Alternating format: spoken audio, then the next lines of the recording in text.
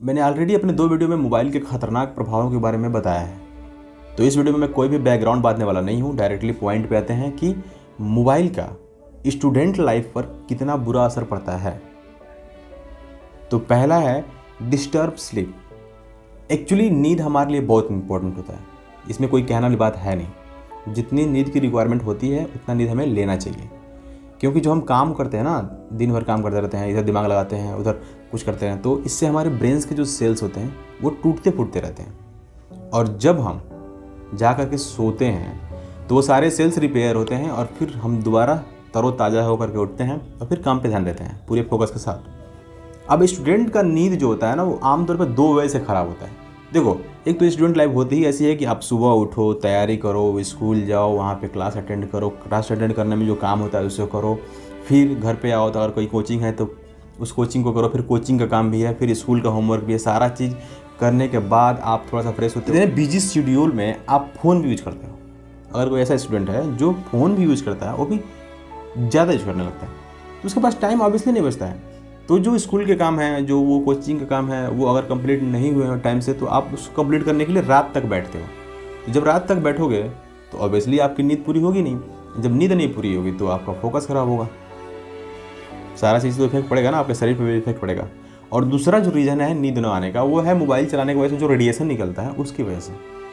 Radiation actually हमारे sleep pattern को damage करने लगता है, तो उसकी वजह से हमारी नींद भी ख़राब होने लगती है। आप क्या करो ना कि थोड़ा सा इसको लिमिट में ही यूज़ करो, क्योंकि अगर आप नींद नहीं लोगे तो सिर्फ आपका कॉन्सेंट्रेशन ही ख़राब नहीं होगा, सिर्फ आपका फोकस ही ख़राब नहीं होगा, इसके साथ ही साथ और भी शारीरिक बीमारियां भी होने लगती हैं। पाचन क्रिया गड़बड़ हो सकता है, आप सही से सोच नहीं पाओगे, फोकस नहीं कर पाओगे, चिड़चिड़ापन महसूस होगा, शरीर में थकान रहता है। तो ये सारे चीज़ होते हैं सिर्फ कम नींद की वजह से। और नींद क्यों नहीं आ रही है वो मैंने ऑलरेडी बता दिया है। पॉइंट नंबर 2 है पुअर विजन। देखिए, जब आप फ़ोन चलाते हो ना, तो उसकी जो लाइट्स निकलती है वो आपकी आंखों के लिए बड़ी खतरनाक होती है, तो आप ज़रा संभल के चलाया करो। और स्टूडेंट जो होते हैं, अब उनकी लाइफ देखिए क्या होती है। एक तो स्कूल में बहुत सारा काम मिलता है, या फिर कॉलेज में बहुत सारा काम मिलता है, फिर कोचिंग का भी काम होता है, उसको कंप्लीट करना पड़ता है, पढ़ना पड़ता है, लिखना पड़ता है। और इतना सब करने के बाद जो हमारी आँखें होती हैं वो थक जाती हैं।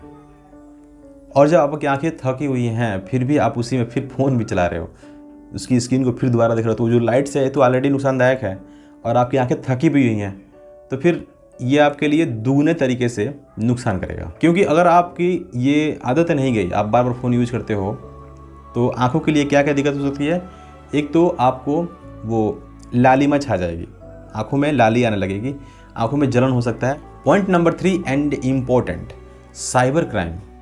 इसमें स्पेशली है साइबर बुलिंग। एक्चुअली जो होता है ना, सोशल मीडिया का जो सीन है उसमें फ्रेंड बड़ी जल्दी बनते हैं और बहुत अच्छे लगते हैं, क्योंकि बड़ी अच्छे तरीके से अपने आप को सामने प्रेजेंट करते हैं कि हम लोग इंप्रेस हो जाते हैं। वाह व्हाट ए ब्यूटीफुल गर्ल, वाह व्हाट ए हैंडसम बॉय, और हम अट्रैक्ट हो जाते हैं। और भी बहुत सारी चीज़ें हैं अट्रैक्ट करने के लिए। तो ऐसे में ना दोस्त बनने के चांसेस ज़्यादा हो जाते हैं। और कुछ लोग सोशल मीडिया पे ऐसे हैं जो आपको दोस्त बना लेंगे, जब आपके बारे में कुछ अच्छा खासा जान जाएंगे, आपसे जानकारी इकट्ठा कर लेंगे, फिर वो करना शुरू करेंगे ब्लैकमेल, साइबर बुलिंग टाइप की हरकतें।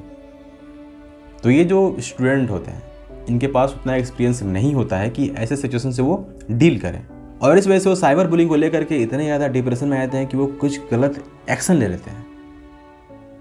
तो यहाँ पे सबसे इम्पोर्टेंट चीज़ ये है कि पेरेंट्स जो है ना, वो ध्यान दें कि मेरे बच्चे के पास जो फ़ोन है उसमें वो क्या देख रहा है, क्या यूज़ कर रहा है, कौन से उसके फ्रेंड्स हैं, और एक आँख उनकी फ़ोन पे भी रहना चाहिए। मतलब एक अटेंशन उनको फ़ोन को देते रहें कि वो देखते रहे क्या चल रहा है उसके फ़ोन में, क्या लाइफ चल रही है।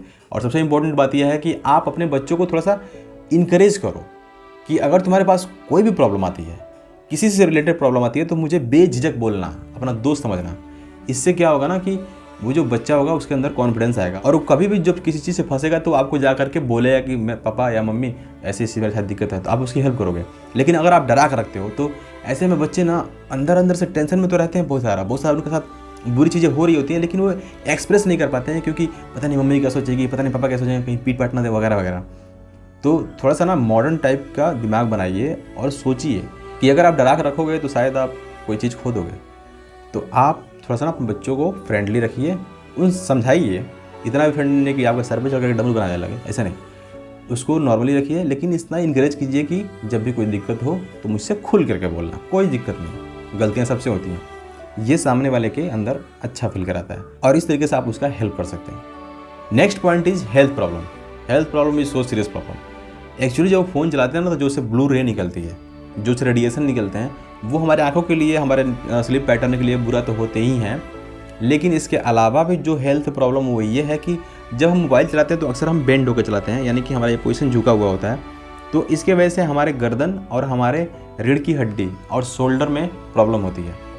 मैंने आज से करीब 3-4 साल पहले एक आर्टिकल पढ़ा था जिसमें एक डॉक्टर ने बोला था कि स्मार्टफोन के प्रचलन होने की वजह से आजकल हमारे पास सबसे ज़्यादा गर्दन और रीढ़ की हड्डी के पेशेंट आ रहे हैं, वो भी ज़्यादातर युवा, यानी कि मैक्सिमम युवा लोग ज़्यादा फ़ोन चला रहे हैं। और ऐसे ही एक कायरोप्रैक्टर डॉक्टर हैं जो ये बताते हैं कि जब आप फ़ोन चलाते हो ना तो आपका जो फ़ोन का स्क्रीन होना चाहिए वो ऐसे होना चाहिए, मतलब ये एंगल होना चाहिए। और या तो अगर आप ऐसे नहीं चला पाते हो तो फिर आप सो के चलाओ आराम से, ताकि आपका जो ये एंगल बने तो ऐसे बने। इसकी वजह से आपकी बॉडी का जो पोर्शन रहता है वो सीधा रहता है, ज़्यादा बेंड नहीं रहता है, और इसकी वजह से आपको गर्दन में पेन नहीं होता, रीढ़ की हड्डी की दिक्कत नहीं होती है, शोल्डर वाले की प्रॉब्लम नहीं होती है। नेक्स्ट टॉपिक है लेक ऑफ फोकस। ये इंटरनेट की जो दुनिया है ना वो बहुत फैंटेसाइज वाली है। जब हम इसे देखते हैं तो इसमें वो होता है और हमें बहुत मज़ा आता है। और इस मज़ेदार वाली दुनिया में हम हमेशा जीना चाहते हैं, हमेशा चाहते हैं कि कुछ ना कुछ देखते ही रहें, बहुत मज़ा आता है। लेकिन अगर आप एक स्टूडेंट हो तो आप मोबाइल ज़्यादा मत यूज़ करो, क्योंकि जब आप इंटरनेट पे सारी चीज़ें देखते हो, फालतू की चीज़ें देखते हो, तो आपके दिमाग में हो जाता है। तो आप पढ़ने के लिए कॉपी या किताब लेकर के बैठते तो हो, और आपकी आंखें जो होती हैं वो इस कॉपी या किताब में होती हैं, लेकिन आपके दिमाग में वो जो इंटरनेट में देखी गई वीडियो की फैंटेसाइज चल रही होती है वो कहाँ से कनेक्टेड है इससे, तो आपका फोकस कहाँ बन रहा है। तो ये चल रही हैं चीज़ें कुछ और, हम देख रहे हैं कुछ और, कनेक्शन है ही नहीं, हमारा ब्रेन उसमें इन्वॉल्व भी नहीं है। तो इसमें फोकस की कमी बहुत तगड़ी है, और ऐसी वजह से हमारा जो लर्निंग कैपेसिटी है वो भी ख़राब होता है, और इस वजह से हमारी एकेडमिक परफॉर्मेंस भी काफ़ी ज़्यादा पुअर होती है। यानी कि जो नेक्स्ट टॉपिक है वो है पुअर एकेडमिक परफॉर्मेंस। देखिए ऑलरेडी मैंने इसके बारे में चर्चा कर रखा है कि जब हम ज़्यादा फ़ोन चलाते हैं तो हमारा जो मेमोरी होता है ना वो कमज़ोर होने लगता है, हम नई नई चीज़ों को सीखने की क्षमता धीरे धीरे कम करने लगते हैं, या फिर वो थोड़ी सी कम हो जाती है, उतनी अच्छी नहीं हो पाती है, इंटेलिजेंसी कम हो जाती है। जो स्टूडेंट होते हैं, स्टूडेंटों की क्वालिटी क्या है, इमेजिनेशन करते हैं कि अगर ऐसा करता तो क्या होता, अगर मैं ऐसा एक्सपेरिमेंट करूँ तो क्या होगा, अगर मैं ये थ्योरी दूँ तो कितने पे लागू होगा। तो ये स्टूडेंटों का काम ये है, लेकिन वो देख रहे हैं फालतू के वीडियोज़, फालतू की इन्फॉर्मेशन, बिना मतलब के इंटरनेट पर बस टाइम पास किए जा रहे हैं। तो ये स्टूडेंट्स का काम नहीं है, इससे उनकी इंटेलिजेंसी कम होती है, सोचने समझने की क्षमता कम होती है, इमेजिनेशन पावर कम होता है, मेमोरी तो कम हो ही रही है, और इन सारी चीज़ों की वजह से एकेडमिक परफॉर्मेंस पुअर होता है, नंबर अच्छे नहीं आएंगे, और आपने जिस गोल को पूरा करने का सपना देखा था वो तो सपना ही रह जाएगा, आप एक अनसक्सेसफुल लाइफ जियोगे, और इस वजह से होगा आपको टेंशन। तो अगला टॉपिक क्या है, स्ट्रेस, एंजाइटी, टेंशन।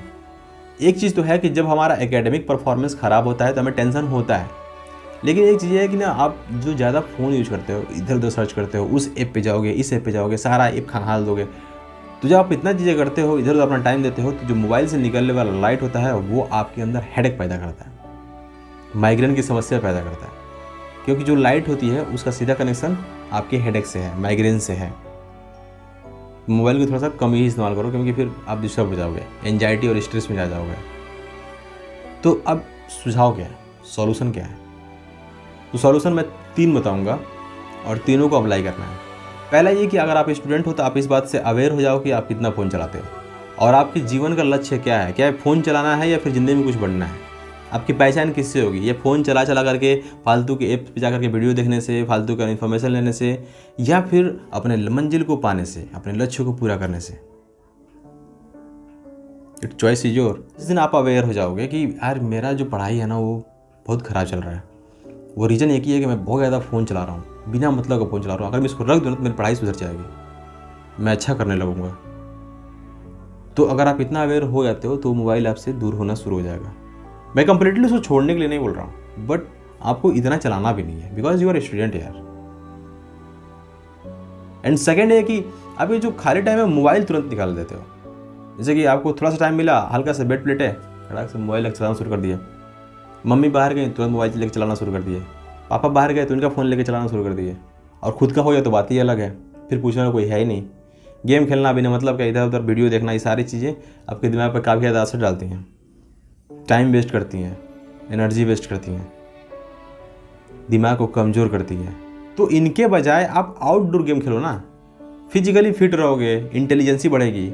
जब आप कोई गेम खेलते हो तो आपका शरीर और दिमाग दोनों ही इन्वॉल्व होता है, और इसकी वजह से आप पहले ऐसे नहीं रहते हो, आप पहले से ऊपर रहते हो। जैसे आप जाते हो ना, तो हाँ आप इधर करो, ऐसे करो, तुम ऐसे करो, हाँ ठीक है अब तुम ऐसे करो, ठीक है आप खेलते हैं। तो यानी कि आप प्लान बनाते हो, यानी कि आप इसमें इंटेलिजेंस काम करता है, कॉग्निशन काम करता है, और आप फिजिकली एक्टिवेट होते ही हो। तो आउटडोर गेम बहुत अच्छी चीज़ होती है आपके हेल्थ के लिए। And last and most important suggestion parents के लिए है। पेरेंट्स, आप अपने बच्चों को ज़रा देखो, जब आप फ़ोन देते हो उनको या फिर मोबाइल देते हो कि वो आपके कॉन्टैक्ट में रहेगा, कहीं जाएगा इधर तो, या फिर कुछ नॉलेज लेने के लिए, या फिर आजकल तो ऑनलाइन क्लासेस चल रहे हैं उनको अटेंड करने के लिए। तो इसके अलावा जो चीज़ें होती हैं ना, उसको थोड़ा सा देखा करो। आप एक बार आप जा करके अपने बच्चों का दिन भर में फ़ोन ज़रूर चेक कर लिया करो, उसमें देख लिया करो कि सर्च किस तरह के हो रहे हैं। अपने बच्चे की जो डेली की आदतें हैं उसको भी नोटिस किया करो कि जो बदलाव हो रहा है इसके अंदर वो निगेटिव तो नहीं है, पॉजिटिव तो है ना। उसका मेंटल कैपेसिटी भी देखा करो, उसकी इंटेलिजेंसी भी देखा करो कि पहले कितना अच्छा था, अब कहीं डल तो नहीं हो रहा है। तो ये सारी चीज़ें आप नोटिस किया करो। सबसे इंपॉर्टेंट चीज़ है कि आप देखा करो कि आपका बच्चा फ़ोन में करता क्या है, पॉजिटिवली यूज कर रहा है या फिर नेगेटिव वे में जा रहा है। क्योंकि अगर आप इसको इग्नोर करोगे तो आपके बच्चे पे वो फ़ोन कब हावी हो जाएगा, कब उसको अपने गिरफ्त में ले लेगा, आपको पता भी नहीं चलेगा, और तब काफ़ी ज़्यादा परेशानी हो सकती है।